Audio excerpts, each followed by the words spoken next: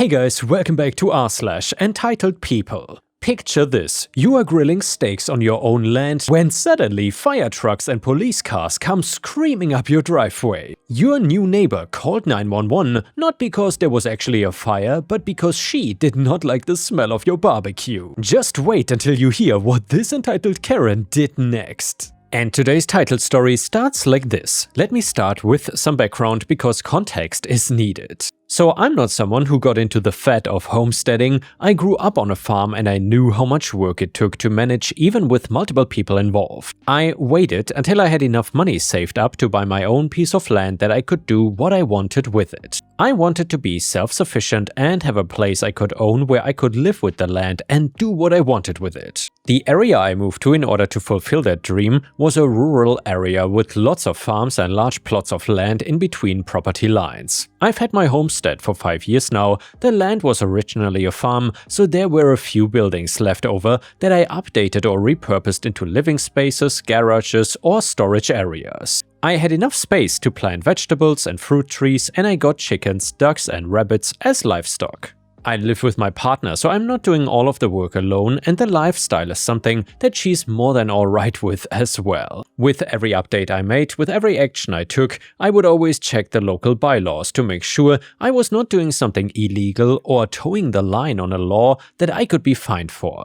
There were still a few things I was learning at the time that this occurred, but I've made sure that now, about 2 years later, I know what I'm doing. So, context given. Now for what actually happened. This all started because I was bored. I thought I would challenge myself and build one of those log grills because I didn't have any large projects to work on for my homestead. It was not too difficult. I had a large amount of wood to work with if I messed up. It did take me 3 tries to get it working how I wanted to. It was a neat little project that took up some time, but it was worth it when I got the thing working. I decided to do some grilling on it before the sun got too low and decided to cook some steaks and crisp up some veggies for me and my partner. The one downside about this grill was the amount of smoke coming off of it. It was not enough to make people think there was a fire starting, but from a distance someone could get concerned. Which was why, when I put out the flames and was finishing the crust on the steaks, I heard the sound of sirens coming up the road. A fire truck and 2 police cars came up my driveway and onto my property. A few firefighters getting out of the truck to come towards me. Apparently, someone said they were my neighbor and had called 911 to report a fire hazard in the area. The firefighters and officers were obligated to see what was going on. I explained that it was not an actual fire, just a grill, and showed them just how much smoke it made. The firefighters were satisfied and headed out first, but the officers needed to write up a report just to let their superiors know what had happened. I did ask them if they could tell me who made the call, but they told me that they did not get a name. However, when they left, I could see someone on the edge of my property line standing there, arms crossed. And that is how I met Karen for the first time. And yeah guys, that's not the How I Met Your Mother story I was thinking of at first. More like how I met my lifelong enemy. Anyway, Karen, which is not her real name, had moved into the property that bordered mine a few weeks before. When I approached her, she had some things to say, which I will highlight here. It's not the exact wording, but it's close that you get the point. Karen, you've got some nerve. Me, hey there, I don't think we have met. I'm your new neighbor, and I don't like what I saw tonight. Me, I'm OP.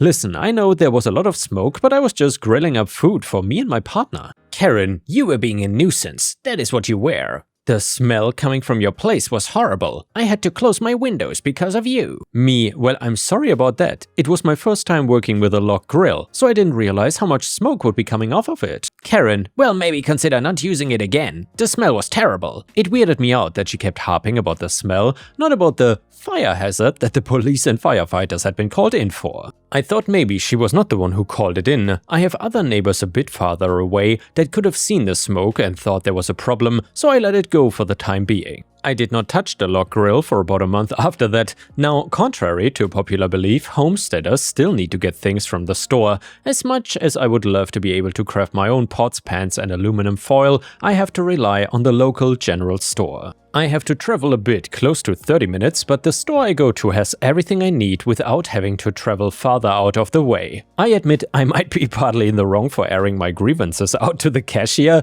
but I had known him for years, we will call him Bob, and I just needed to talk to someone about what happened between me and Karen and how I felt that she was overreacting. Bob listened and told me that I had a right to do what I wanted on my own property. Her calling the fire department to just talk about the amount of smoke that she was able to smell, but masking it as a fire hazard, could be illegal. He told me that I should just watch myself around where our properties met, so I tried out my log grill again, and I made sure I was further into my property. There wasn't as much smoke, and I'd made sure to do it on a day that wasn't windy. 20 minutes later, who shows up? Sirens wailing, but the firefighters and the police. I asked them what the issue was and pointed out that my grill was not even producing that much smoke. The firefighters told me that someone had called about smelling smoke on my property, and as usual, they had to check it out to confirm no one was in danger. I gave my report to the police and I saw Karen again standing at the edge of my property. I was too angry to confront her, so I just went back to my house to try and come up with what I should do. And yeah guys, if you would have been in this situation, what would you have done about this ridiculous Karen that constantly calls the police on you? And by the way, while we're at it, please don't forget to like the video because that would help me tremendously. Thank you so much. So I stopped using my grill entirely, but I didn't want Karen to know that she was the one who was controlling my actions on my own land. I was not doing anything illegal, I was not getting on her property with my grill, I was just cooking. So with a suggestion from my partner, I looked a bit deeper into the zoning laws and found that since my homestead was classified as a farm, I could perform several actions that neighbors couldn't call on police for nuisance complaints. And this is when I got petty. As a homesteader, one of the things that helped me grow hardy crops was through composting. I saved as much food waste as I could in a compost container. I'd been meaning to expand my composting since I was growing a lot more than I had been when I first bought my homestead, so I decided to set up a composting area right at the property line between mine and Karen's property. When I was digging the trench I would use to put my composting materials in, I saw Karen watching me from a bit away. She did not stop me, did not call the police that day, I was still on my side of the property line and was not breaking any laws. I knew she was going to do something when I started getting all of my supplies together, but I relished the times that I'd just see her watching. And I knew that once I got started, there wasn't going to be anything she could do about it. Composting is not just throwing rotting food or cardboard into a ventilated area and waiting for it to turn into dirt. There's a process that helps with the breakdown of the organic material, and the person who's composting needs to actively work the material in order for it to decompose properly. It takes a bit of time, but getting nutrient-rich compost to help boost growth is a great reward. What comes with that is a smell that is absolutely horrible. Paired with adding the droppings from my livestock, rabbit droppings are actually very good for composting, I learned that year, the property line smelled vile. And Karen responded to that smell with complaints. I got no less than 5 visits from the police over the course of a month, but each of their claims was not something I was doing at the time. Karen apparently did not learn from the last time she called the cops on me and made up different excuses. I need to shout out the officers that kept coming onto my property. I cannot say their full names or badge numbers here, but if they are reading this, they know who they are. They were polite and respectful of my property, making sure that their vehicles didn't go anywhere outside of the driveway. They provided their reasoning for coming onto my property, took my statement, and left without issue. 2 years after this whole situation, I still buy them a beer if I see them at one of the local restaurants. I had no issue with them, it was Karen that was causing the problem. When the emergency line didn't work, Karen resorted to the non-emergency line. I received calls and letters about complaints regarding my property, but I was legally in the right.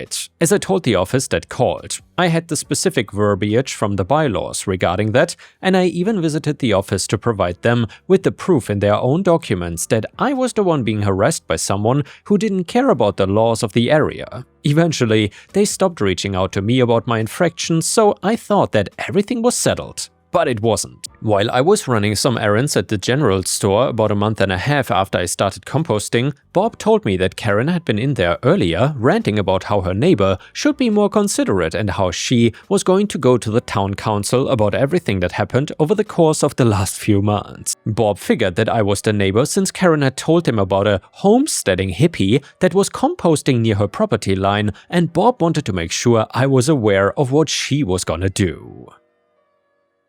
There were council meetings held on the first Saturday of every month, so I figured that was where she would go with her complaints. The next month was coming up, so I bided my time and made sure I came in prepared for whatever Karen could throw at me. My partner helped with the research and we came up with what would hopefully be enough against what Karen was going to present to the council. The meeting started out a bit boring, talking about new zoning laws, how property taxes were being updated over the next fiscal year, that sort of talk. My partner and I were just waiting for Karen to stand up and demand her time, and sure enough, she did. I got up when she stood up and told the council that her complaints were in regards to my property. Karen was more than fine with the admission, letting me know that it would be easier for her to make her case since there was a face to the person she was accusing. And so Karen started her explanation. I realized early on that Karen was bringing up laws and bylaws that applied to suburban areas. In a rural community, especially one that had more than a few farms around, she didn't have a clue as to how things worked. She made sure to let me know that I was a menace to the neighborhood and that my infringement on her rights as a landowner could land me in deep trouble with the courts or even worse. I had to stop myself from rolling my eyes at her closing remarks. Karen, "This man is a menace. He should be tried for the health hazard that he's introduced into the community. I say he has his day in court and is properly punished for what he's done." The city council took a moment to let the room settle and then asked if I had a rebuttal against the accusations raised against me. I had a few pages of printouts of the laws that included my property and gave them to the council while I made my case. I did not mince words. I told everyone that I had a legal right to do what I did on my property. I explained that the first 2 times the police and fire department came onto my property, it was because I was grilling. Since Karen thought that the smoke from my property was a fire hazard based on the officer's explanation, I wanted to shift my focus from what could have been seen as potentially dangerous to a practice that wouldn't make her worry. I explained about my previous plans and attempts at composting and how her intervention bolstered my resolve to do something that would be more beneficial to my homestead. I provided the printouts of the bylaws, making sure to highlight that because of the agricultural protection laws on my property, Karen could not complain about my practices. I made sure to indicate that the amount of space I devoted to my livestock, even though they were small, and the land that I used to grow crops made my homestead fall into the category of a rural farm and I could perform farm practices without fear of retaliation. Unlike the laws that could be infringed upon in an urban or suburban setting, my practices were legal. If I'd been trying to create a compost trench in a suburb or cooked on a log grill that put a lot of smoke in the air, then I would absolutely be fined and could be taken to court for my actions if someone thought that I was a danger to myself or my neighbors. And by the way, guys, I was just thinking, if there is a lot of smoke in a street coming from a restaurant or something, in Thailand that usually means that is a restaurant that has their grilling done right. That's usually a place I would visit because you can smell if it is good or not. Then again, huge difference compared to Western countries. Anyway, the rural area I lived in did not have those kinds of laws. I had a lot of land that I was able to use to my heart's content, and every action I took in the past few months had been on my property and legal under the laws that governed the area. Karen attempted a rebuttal, but the council asked for proof of the laws that I'd infringed on. She didn't have printouts, and the laws she brought up were fact-checked by a member of the council. Well, as it turned out, Karen knew nothing about the area's laws and was literally making things up to try and save face.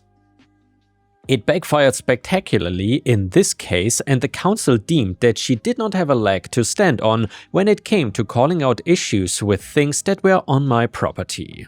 When the council meeting was adjourned, Karen ran out of the room like her pants were on fire. I didn't want to publicly humiliate her, but apparently that is what my presentation had done. Bob made sure to tell me the next time I came into his store for supplies that she had been very quiet and had not said a word about me or my composting. I found out at the beginning of the year that Karen moved away, and I'll be honest, I think it was for the best. She seemed to be comfortable with a particular sort of life, and I don't think living in a rural area next to a homestead Homesteader was the best place for her. Look, she gave me grief for a few months, but I truly wish her well. Just far, far away from me. And yeah guys, props to OP, he handled this one like a legend. The next one is an absolutely amazing malicious compliance story that you don't want to miss. It is hilarious. It's titled, Before There Was Karen, There Was Shirley. So I once had a project manager named Shirley and a coworker named Alex. I was a computer programmer. Every morning we, along with half a dozen other people,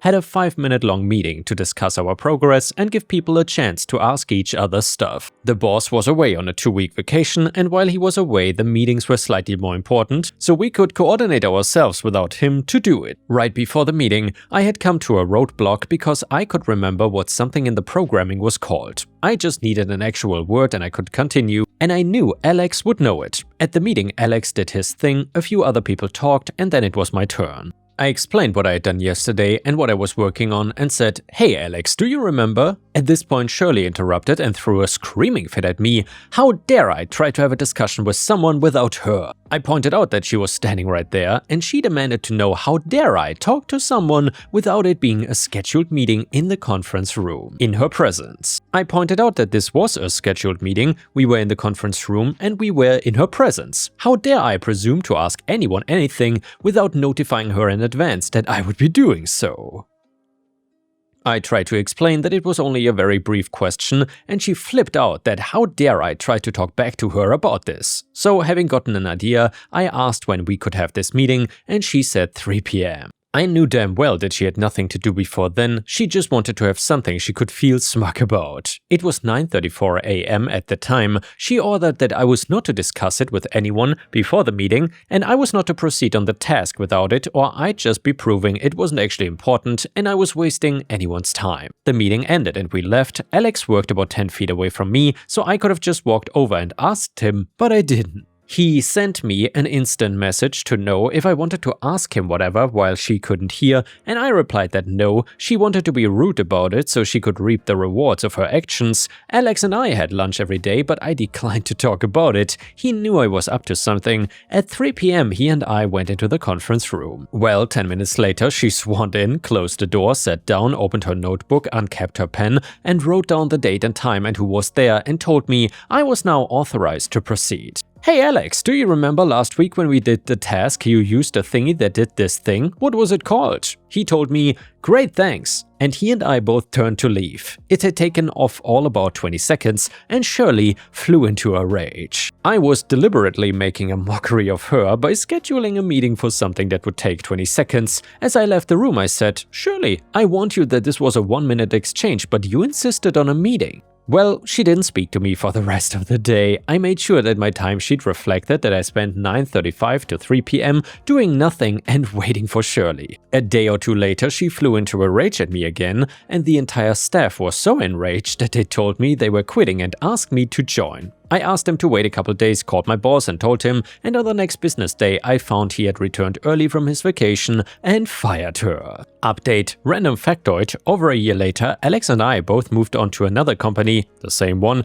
and when we arrived we found that Shirley was already there. We both went to the boss and told him that under no circumstances were either of us ever willing to have a meeting with her without him. He told us she was already not in good favor, but he'd make sure not to allow it to happen. Well, actually he went to the CEO and told him that under no circumstances would anyone from the whole department meet with her ever. I saw her power walk around the corner to meet with someone down the hall, see me, turn around and power walk back to the other direction. She walked the long way around the office to come out on the other end of the hallway so she could go into her meeting without passing me. She took the long way every day for a few weeks. Then came the day that she threw a screaming fit that could be heard across the office, stormed out, and was never seen again. The secretary, knowing I had worked with her before, asked me if I knew what her home address was so that he could mail her things from her office, which she hadn't bothered to take, to her home. I didn't and suggested that he ask HR. He couldn't be bothered, I think she had pissed him off too, and a year later they were still in a box ready to be sent to her. I think they got thrown out. And here, ripe stars, if you ever work somewhere, don't be like Shirley. Anyway, the next one is titled, I had to break up with my SO because of his insane family. So I don't think I can marry him because of his family. I know people will say that I'm crazy,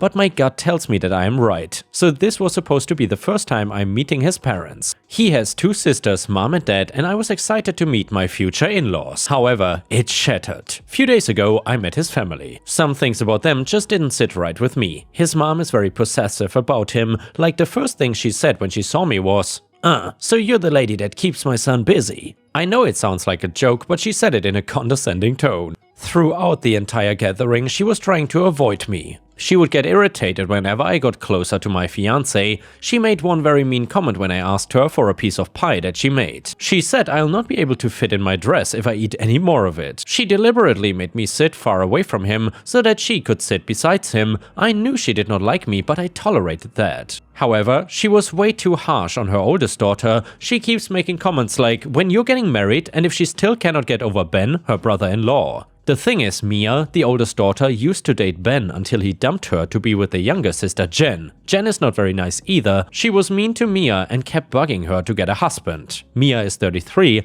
I don't think she needs to rush. Jen also didn't like me because she made some snide remarks about my upbringing. I grew up in an abusive household. I had to struggle a lot, whereas my fiancé came from a well-to-do family. His dad did not speak much, he did not say anything and just nodded. The only normal person there was Mia because she just kept to herself, but nonetheless, I did not feel very welcome by them. I just had this gut feeling that if I get married, this will be my whole life. I would always have to be in competition with his mother, but he is so nice and sweet. I never felt so in love with anyone like I did with him. He brings me flowers, he takes care of me, he treats me like a queen. However, I don't like his family at all. I broke it off with him, he was understandably sad and he asked for a reason. I just told him I did not feel good about our relationship, that we are not compatible. There were tears, but I left. Now I'm sitting in my aunt's house writing this. One moment I felt like calling him and telling him I had cold feet, that we are perfect together. We earn well, we have similar hobbies, and we are sexually compatible, but this one thing about him just bugs me a lot. I'm heartbroken, I don't deserve to be because I was the one who called it off. Update to the story, I just talked to his sister Mia on the phone. It was a surprise to me that she wanted to talk and she got the news of us breaking up and asked if we could talk on the phone. I agreed, I was desperate to hear any news from him.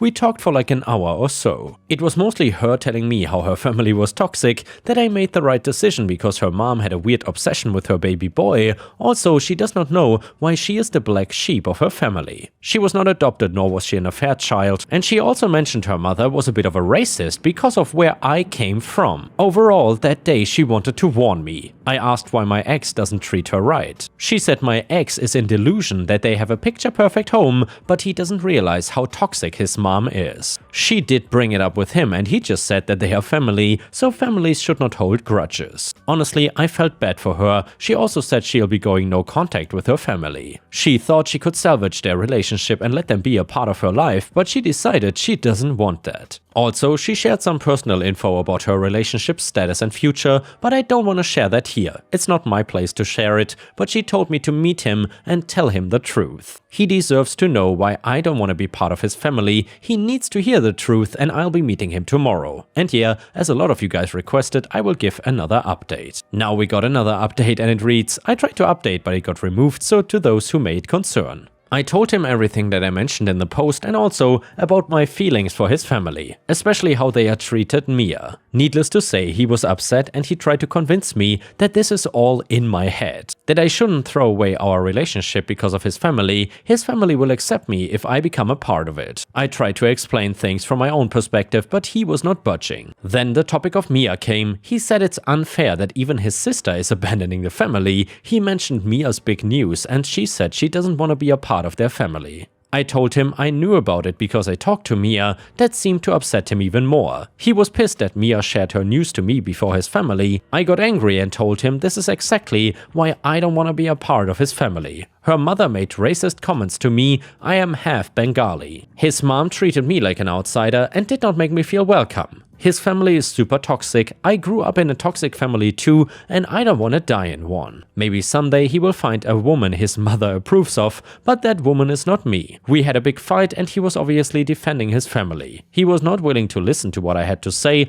Overall, he was very dismissive. We ended the conversation in a very bad note. I'm sad about it. Aside from his family drama, he was a good guy. I don't think I can handle his family though, because you don't just marry one person, you marry the entire family, and they did not even bother to know me at all. So that's the update. And here, Ripe Stars, let me know what you think about this in the comments. I would say OP certainly dodged a bullet, and she is not completely wrong with what she said in the end. I hope OP finds a more suitable relationship in the future, and I hope that in that relationship the family will accept her as well. And before we end the video, we will read one last funny petty revenge story. This one is titled, "They suspended me for a misunderstanding, so I took the best much needed vacation at their expense." So on a Monday night, I asked my manager if I could have my morning shift covered. He said, no worries, the new girl is coming in to train and there will be plenty of servers for the slow lunch rush. Well, that sounded good to me. The next day, the owner, who has the patience of a caffeinated squirrel, messages me asking why I didn't show up. I told him exactly what my manager said. And he said, she's not a real server yet, and the way he saw it, I missed my shift because I did not have another waiter cover for me. So he suspended me for a week.